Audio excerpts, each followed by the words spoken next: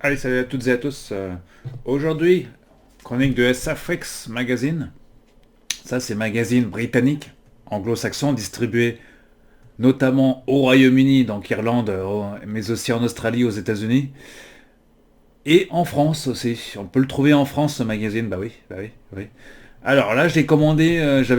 Souvent, je commande sur un site anglais, mais parfois, ça peut. Rare ou des fois, où ça arrive en retard. Je crois que c'est la deuxième fois que ça arrive en retard sur mes. J'ai dû faire, je sais pas, j'ai dû faire 30 commandes là-bas. Et c'est la deuxième fois que ça arrive en retard. Donc voilà. Donc c'est pour ça que je vous chronique que maintenant. Sachant que le nouveau numéro est déjà sorti sur The Boys. Je vous chroniquerai dans pas très longtemps. Et le numéro sur The Boys, je le viens de commander, mais en France, ce coup-ci. C'est-à-dire que je l'aurai sous 2 jours, quoi. Voilà. Alors, on retrouve quoi sur ce magazine britannique qui est distribué notamment aussi au Royaume-Uni, donc Irlande, Écosse, tout ça, Australie, mais aussi aux États-Unis. Et ça se trouve aussi en France, mais je vous dirai sur quel site le trouver en France. On a The Bride, donc on pourrait traduire ça par la mariée. Film de Maggie Gyllenhaal. Voilà, on en a beaucoup entendu parler dans Mad Movies et dans l'écran fantastique ce mois-ci. On a Daredevil Born Again, Jessica Jones is back. Et oui, elle est de retour. Voilà. Et d'autres films qui seront chroniqués, comme on voit ici sur le côté. Ready or Not 2, qui est la traduction de The Wedding Nightmare. En France, il s'appelle The Wedding Nightmare, hein, c'est comme ça. One Piece, Outlander ou encore 28 ans plus tard. Voilà. SFX Magazine. Sachant que je l'ai aussi en version numérique. Bah, moi, je préfère la version papier, hein. Vous avez vu cette qualité de papier imprenable. Voilà. Au moins, on peut les garder en version papier. Alors, j'ai aussi de la version numérique, donc je vous montrerai pour que ce soit plus facile. Voilà, là j'ai la version numérique du magazine. Voilà, donc je vous le parcourrai. Allez, on va essayer dans cette vidéo de faire la version numérique également. De toute façon, c'est la même chose. Sauf que là, vous voyez quand même mieux. Voilà. Là, c'est un placement. Alors, il y a soit des publicités dedans, là, c'est dans la première page de couverture. C'est-à-dire que ici, on a forcément une page de pub hein, sur la quatrième, sur la première couverture. Le fameux London Comic Con, hein, forcément. Si vous habitez Londres, il faut y aller, hein. Bon, là, c'est passé déjà. C'était le 28. Ah, il y avait de la star, hein. Beaucoup de Doctor Who, hein. Normal, au pays de Doctor Who, c'est un peu normal. Euh, Voilà, alors, toc, on va faire comme ça. Donc, ici, on a le sommaire, je passe, on va y revenir dans un instant. Le Captain Log, hein, je passe. Alerte rouge, avec un film, ici, ça s'appelle, voilà, Bienvenue à Blitopia. Là, on est sur un film pour enfants, hein. Voilà, un film qui s'appelle The Magic Faraway Tree. Cinéma depuis le 27 mars. Film qui est sorti, vous voyez, film qui est sorti. Ah, il est là, ce film. Film plutôt pour enfants. Voilà. Avec Andrew Garfield, Spider-Man, entre autres, et Rebecca Ferguson. Voilà. Donc, voilà tout. Film qui, si je dis pas de bêtises, est sorti également en France. Autre film, ici, Orwell. Ça, c'est un film documentaire. Primé à Cannes aussi également. Film qui était déjà sorti en France, hein, pour info. Voilà, il sort le 13 mars au Royaume-Uni, donc il était déjà sorti en France ce film. Voilà. Euh, Toc, toc. Voilà, donc il était déjà sorti en France. On enchaîne sur comics, hein, comme d'habitude, là. Les comics, Invincible, ça c'est la série Prime Video. Voilà. Créateur exclusif, c'est qui ça? David Barnett. Les histoires, ok. On parle d'Arco ce mois-ci aussi, le film français de Hugo Bienvenu, nominé aux Oscars, voilà. Bah, il est sorti que le 20 mars au Royaume-Uni. Je sais plus quand est-ce qu'il est sorti en France, mais il est sorti un peu plus tôt, je crois, en France. Voilà. Allez, comics. Beaver Fever. Beaver Fever. Ça, c'est le film d'animation. Qui, en France, s'appelait pas... Il n'avait pas le même titre en France. Alors, en France, il s'appelait... Que je recherche le titre... Voilà, j'avais... Jumpers. Jumpers, il s'appelait en France Jumpers. Il est sorti le 4 mars en France. Voilà. Film d'animation qui est sorti 2 jours après au Royaume-Uni. On enchaîne ici sur un autre Time After Time. Alors c'est pas le titre. Le titre c'est In the Blink of an Eye. Qui est sorti le 27 février worldwide. Il est sorti le 27 février. Et là, ça s'appelle Destin croisé en France. Il est sorti au cinéma également en France. Voilà. Et ici, dans les petites news, alerte rouge, beaucoup de petites news, comme le renouvellement par Netflix de Black Mirror à la 8e saison, bon, voilà. Ou encore le directeur Peter Weir, producteur, va travailler sur un reboot de la série Black S7, qui est très connu au Royaume-Uni, c'est pas connu en France. Voilà. God of War, Mandy Patinkin, Prime Video, juin. Rodal des Morts, la série tirée du jeu vidéo d'adaptation réalisée par Rodal D. Moore. Rodal D. Moore qui, on va voir, il travaille aussi sur la série Outlander qui est chroniquée dans ce numéro d'ailleurs. Et c'était le producteur des séries Star Trek, notamment de plusieurs séries Star Trek.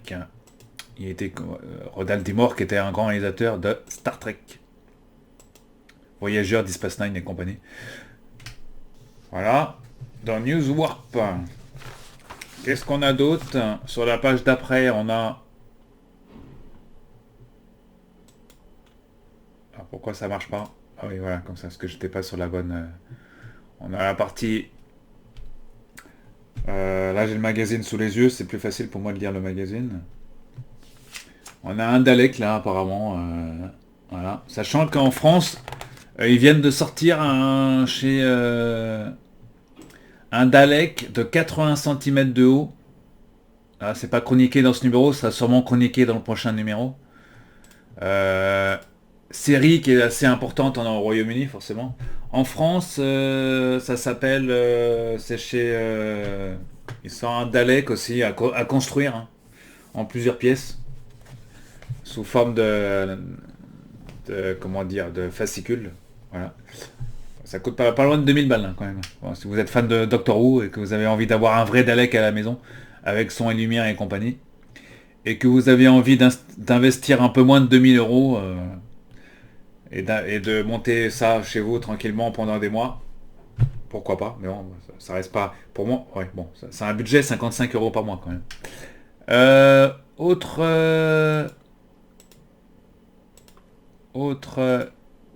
Voilà, Red Alert Sal Buscema, qu'on ne présente plus, hein, auteur de comics culte de chez Marvel. On lui doit Spectacular Spider-Man and the Incredible Hulk.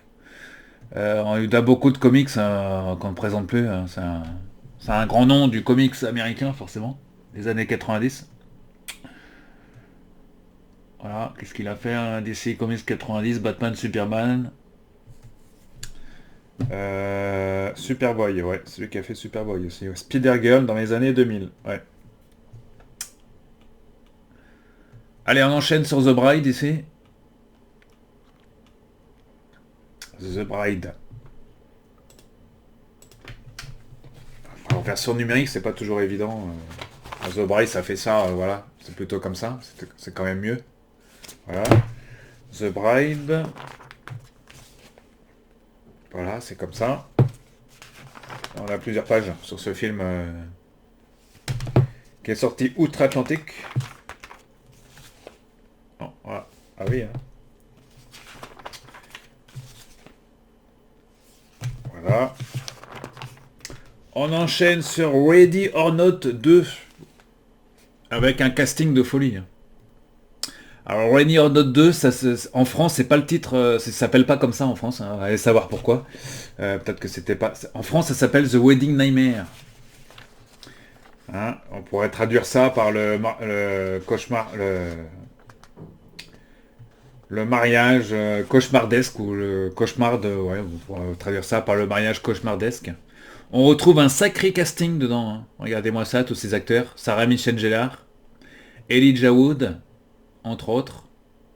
Voilà, j'ai oublié le nom de l'acteur de Lost ici, là, qui avait joué dans Lost. Qui avait joué Richard dans Lost. Voilà.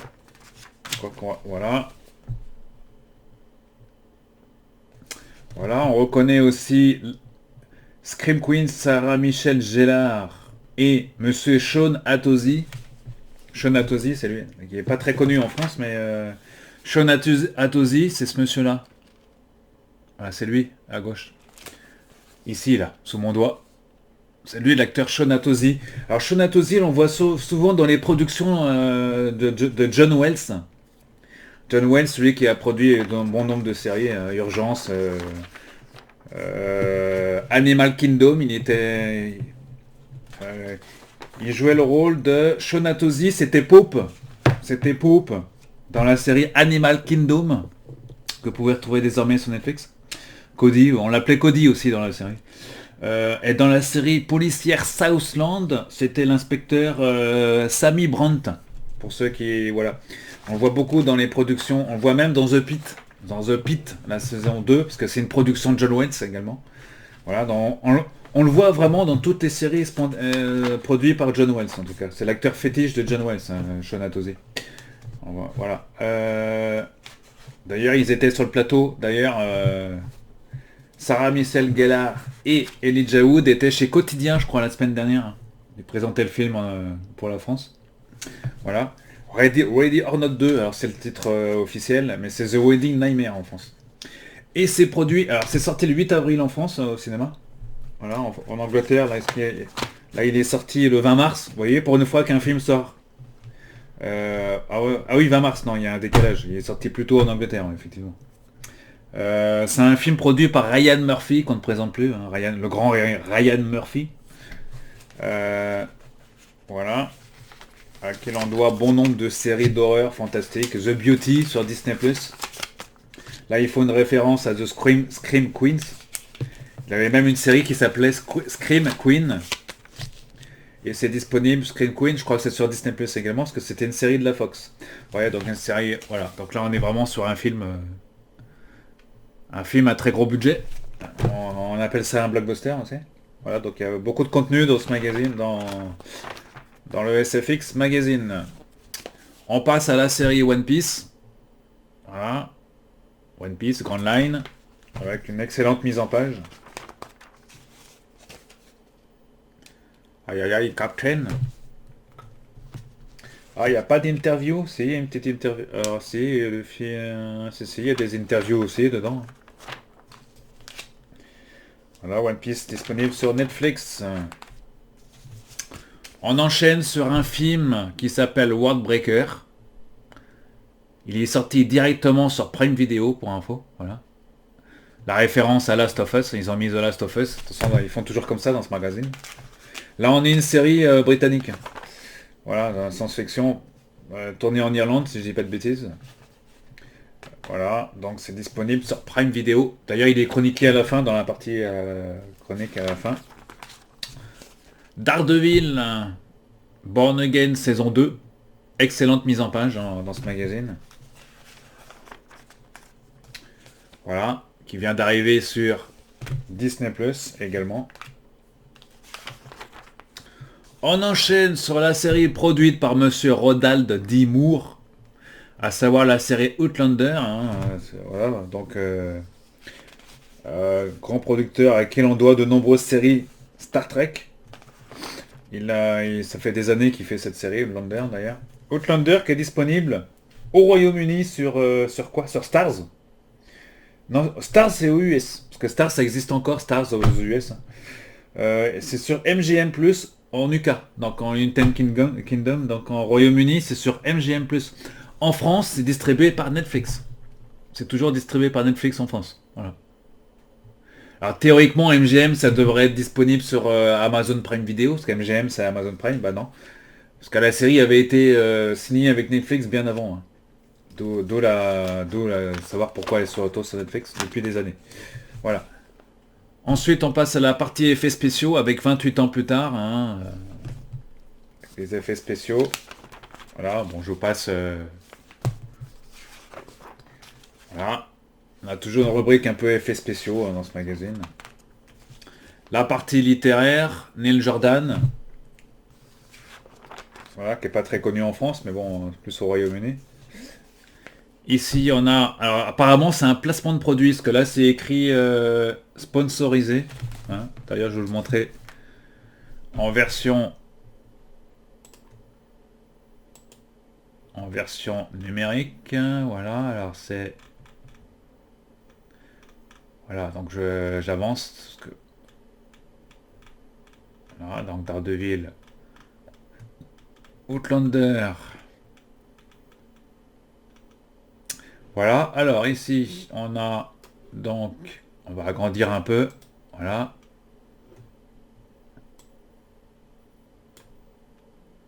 Sponsorisé Predator. Predator arrive en 4K UHD. Là, c'est vraiment un placement de produit. Hein.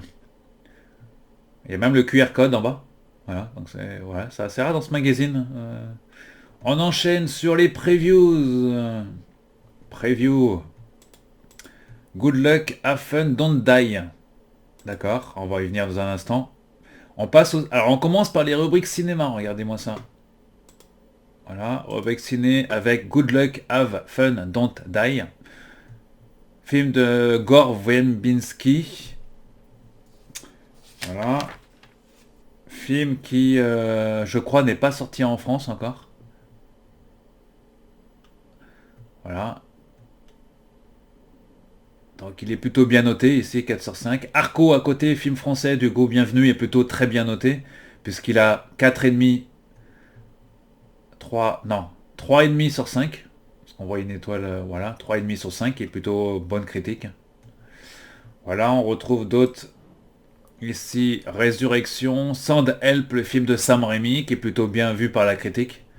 Par contre, retour à Silent Hill, là, c'est plutôt très mauvais. Hein. Une étoile seulement sur 5. Voilà. Il explique un classique de PlayStation 2. Nanana. Christopher Gans Take prend la version américaine. D'accord, ils expliquent en gros un challenge à adapter. Hein, c'est pas toujours évident. Ils descendent pas trop le film dans la critique, malgré qu'ils aient mis quand même qu'une étoile sur 5. Hein, c'est vrai, malgré qu'ils aient mis qu'une étoile sur 5. Voilà. Silent Hill qui est vu plutôt comme une... Ça sera pas le film de l'année. Hein. Voilà, on redonne tout ça. Alors il y a les pour et contre. Hein. C'est un film assez lent. Mais bon, il y en a certains qui disent qu'il est très mauvais. Il y en a d'autres qui disent qu'il est très bien. Bon, on se demande s'il n'y a pas eu un placement de produit dans Mad Movies, parce que quand t'invites le réalisateur Christophe Gans en tant que rédacteur en chef, bah bah oui, tu l'invites et tu vas pas dire que son film est nul. C'est sûr. Donc il y a un peu, on se demande s'il n'y a pas eu un petit placement de produit, mais bon. Même s'il le fait, bah, ça sera pas le film de l'année. Il sera peut-être, ouais, film qui sera peut-être nommé aux Razzie Awards, hein, d'ailleurs, peut-être comme le plus mauvais film de l'année, mais bon. Donc si vous êtes fan de Retourne à Silent Hill, restez sur le jeu vidéo, les amis, hein, parce que le jeu vidéo est bien meilleur. Hein. Voilà, bon, on peut pas toujours faire des bons films, hein, c'est comme ça. Hein. Que voulez-vous, je vous dise. Voilà, bon, c'est comme ça. Bon, allez, on enchaîne sur d'autres reviews cinéma avec. Voilà, allez, on avance. Toc. Avec Scarlett. Scarlett, ça c'est les films, on en a parlé avec la chronique, j'en ai parlé puisqu'il est chroniqué dans les magazines français également. Voilà. 3 sur 5, non plutôt pas moi. Voilà, plutôt bien vu par les rédacteurs en de SFX Magazine. Cold Storage, je sais pas s'il est sorti en France celui-là. Je sais pas, j'ai pas vérifié, donc à voir. Voilà, d'autres sorties ciné, hein. Whistle. Voilà. On enchaîne sur les reviews TV. A Knight of the Seven Kingdoms. Voilà, donc le bouclier des 7 royaumes. Disponible sur HBO Max, hein, saison 1. Voilà. On est sur une série britannique, forcément les Britanniques ils adorent, hein. Voilà, on est quand même sur... il y a quasiment 5 étoiles. Voilà. À côté, on a Small Prophet, saison 1. Alors, je sais pas si c'est sorti en France. Je crois pas. C'est une série sortie uniquement au Royaume-Uni. Il y a même le logo SFX a aimé. Voilà, bah 5 sur 5, oui. Ils ont plutôt bien aimé. Tout comme Fallout saison 2. Hein, alors, il y a 1, 2, 3. Il y a 4. 3,5 sur 5. Bon, ils ont plutôt quand même bien aimé, hein. Pas aussi bien que la première saison, mais ouais. Voilà. Retour à Wasteland au poste avancé nucléaire, au poste nucléaire des Amériques alternatives tiré des jeux vidéo du même nom, de la franchise jeux vidéo, hein, voilà. Donc ça arrive sur Prime Video, comme ils le disent. Bah, à l'heure actuelle, c'est disponible sur Prime Video. Par contre, ils ont très bien aimé Wonder Man. Saison 1, ils ont même mis le logo SFXM. 5 sur 5, voilà. Alors, A New Unexpected Wonder Man, voilà, donc bon, ils expliquent, hein, la série, que le résultat est plutôt un film assez encourageant, ils disent. Beaucoup de surprises. Abdul Maden 2, l'acteur, est plutôt un rôle shakespearien assez intéressant, ils disent. Ouais, effets spéciaux sont les bienvenus. Voilà, ils ont plutôt bien aimé ce Wonder Man, plutôt film qui est très mal critiqué en France, c'est dommage. Bah, regardez là si vous... Alors, elle est un peu lente la série, mais Wonder Man c'est là, vous voyez, ici. Wonder Man, saison 1, voilà. Film très mal critiqué, dommage en France, parce que j'ai Mad Movies et Mad Movies n'a pas du tout aimé. Bon, mais là il y a quand même 5 étoiles sur 5. Donc voilà. Alors moi j'ai pas encore regardé la série, mais je vais peut-être la regarder finalement, parce que ça fait que voilà. Ça me donne envie, ça va peut-être donner envie de la regarder, cette série. Voilà, on enchaîne sur ici les Sentinelles de l'air, Thunderbirds, traduit en France par les Sentinelles de l'air, série ultra méga culte au Royaume-Uni, qui l'est peut-être un peu moins en France, même si elle est passée au début des années 80. Voilà, Sentinelle de l'air qui reste une série hyper culte au Royaume-Uni, hein. Voilà, eux ils ont le droit à toutes les versions inimaginables. Là il s'agit d'une version qui est ressortie, hein. On parle quand même de la série culte de Jerry et Sylvia Anderson, qui sont derrière aussi Cosmos 1999. Cosmos qui a plus pris en France que les Sentinelles, quoi que les Sentinelles de l'air aussi. Mais, là c'est disponible en Blu-ray a priori, c'est ressorti encore en Blu-ray décidément. Hein, ça sort souvent. Alors, on est sur une version Blu-ray. Ah, c'est la première. D'accord. On dit que c'est la première sortie en Blu-ray. Avec de nombreux extras, donc de nombreux bonus. Voilà. Donc, Royaume-Uni, on est sur une série. Ils adorent ça, les Anglais, hein, forcément. On est sur une série anglaise, forcément. Qui était passée sur sur BBC, je crois que c'est BBC 4 qui passait ça, je crois, à l'époque. Je sais plus. Voilà, donc série ultra culte, hein. Voilà. D'ailleurs, si on tape... C'était pas sur ITV, ça? Je sais plus. On va vérifier vite fait. Si je tape les Sentinelles de l'air sur Wiki. Les Sentinelles de l'air, série télévisée de 35 épisodes. ITV, ouais, c'est ITV, autant pour moi. C'est la chaîne ITV qui a diffusé. Bah, c'est ITV, ouais. Ils le disent bien ici, Sentinelle de l'air, série britannique, 32 épisodes, vous voyez. Disponible, diffusé sur ITV dans les années 60, forcément. En France, Lady Penelope, 13 épisodes en 1976 sur Antenne 2. La série a été rediffusée sous les titres Les Sentinelles de l'air sur Antenne 2 en 1981. Puis un peu plus tard sur Canal Jimmy, la chaîne des séries cultes, hein, forcément. Canal Jimmy qui avait diffusé la série dans les années 80. Dans les 80, non, 90-2000 plutôt. Rediffusée sur Canal Jimmy. Voilà, on a d'autres séries cultes, hein, qui sont pas connues en France, hein, The Visitor et Cry of the Banshee. Voilà, des séries britanniques qui ne sont pas connues en France.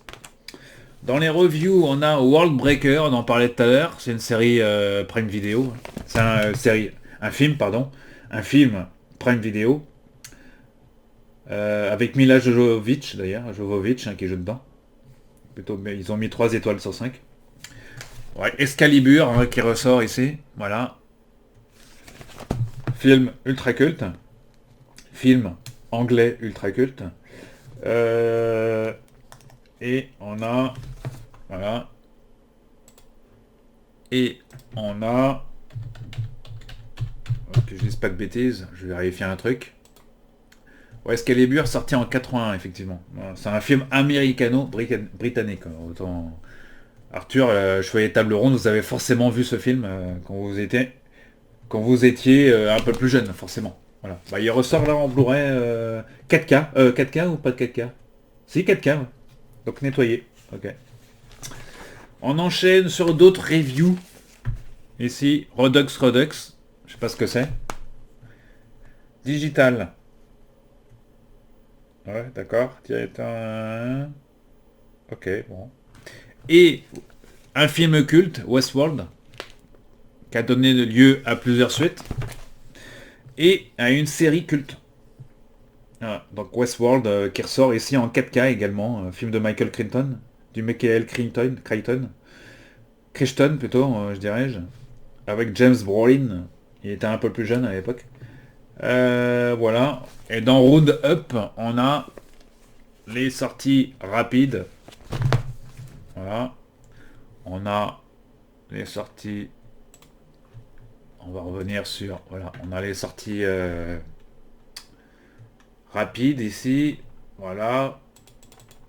Voilà, on va agrandir un peu plus. Donc on a Five Nights at Freddy's 2 qui est chroniqué, voilà, Silent Night, Deadly Night, qui était chroniqué dans Mad Movies. Et Star Trek est dans l'écran fantastique. Star Trek Strange New World, saison 3, en 4K. Et en Blu-ray, tout ce que vous voulez, et DVD. Dans Preview Librairie, on a les bouquins anglais, bon là je passe, hein, on va pas trop s'y attarder. Un bouquin ILM, 50 ans d'innovation. Voilà. À côté, on a un bouquin Hunger Games également. Voilà, review Doctor Who et encore du Doctor Who encore ce mois-ci. Chez BBC Books. Voilà. Gareth L. Powell, ça c'est interview avec le monsieur. Throne of God. La rubrique comics, comme d'habitude, hein, Harley, il y a de tout. Hein. Les reviews du mois. Voilà. Il y a du Doctor Who ce mois-ci en version audio. Audio drama. Voilà, comme c'est diffusé uniquement qu'en Angleterre. Voilà. Pour les fans de la série. Et on a la rubrique jeux vidéo ici avec Star Trek Voyager Across the Unknown, à travers l'inconnu. Star Trek Voyager à travers l'inconnu. Ils ont bien mis Technical Difficulties. Ah oui, un jeu très difficile hein, quand même. Qui est sorti sur PC, PlayStation 5, Switch 2 et Xbox Series X et S. Donc à travers un voyage du... Alors c'est tiré de la série Star Trek Voyager, pour les fans de Star Trek. Un jeu assez difficile quand même. Hein, qui ne doit pas être très cher d'ailleurs. Voilà, donc il est chroniqué ici dans le magazine. Voilà, donc Voyager Games.